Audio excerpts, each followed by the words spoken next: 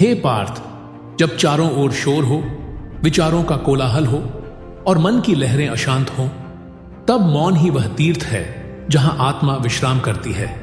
केशव, यह संसार तो शब्दों का समुद्र बन चुका है।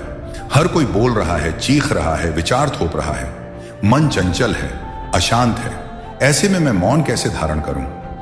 हे धनंजय, जिस प्रकार वायु को बांधना कठिन है, वैसे ही मन को शांत करना भी कठिन है, किंतु अभ्यास और वैराग्य से यह भी संभव है। मौन का अर्थ यह नहीं कि वाणी बंद हो जाए। मौन वह स्थिति है जहां भीतर का द्वंद्व समाप्त हो जाए, जहां प्रतिक्रिया नहीं बल्कि प्रत्युत्तर जन्म ले, जहां शब्दों की भी आवश्यकता न रहे और आत्मा संवाद करे आत्मा से।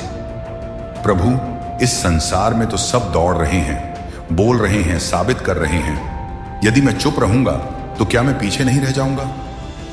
हे अर्जुन, ध्यान से सुन। शब्द वो नहीं जो मुख से निकलते हैं, शब्द वो हैं जो आत्मा को छू जाए। और ऐसी शक्ति मौन में है।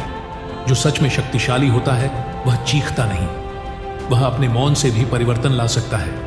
मौन तपस्या है, मौन ब्रह्म है, और मौन ही वह द्वार है जिससे तुम स्व से साक्षात्कार कर सकते हो।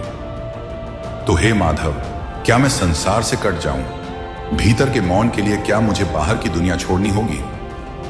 नहीं पार्थ, मौन विरक्ति नहीं है, मौन साक्षी भाव है।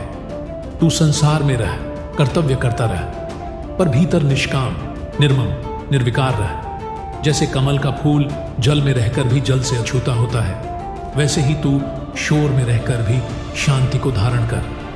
हे अर्जुन, शोर तुझे बाहर से विचलित कर सकता है यदि तू भीतर रिक्त है, लेकिन जब तू भीतर से पूर्ण हो जाएगा तो शोर भी तुझे मौन में प्रवेश करने का द्वार लगेगा। यह नॉइजी वर्ल्ड तेरी परीक्षा लेता है। तू किस बात पर प्रतिक्रिया करता है, किस बात पर चुप रहता है, यही तेरा आत्मज्ञान है।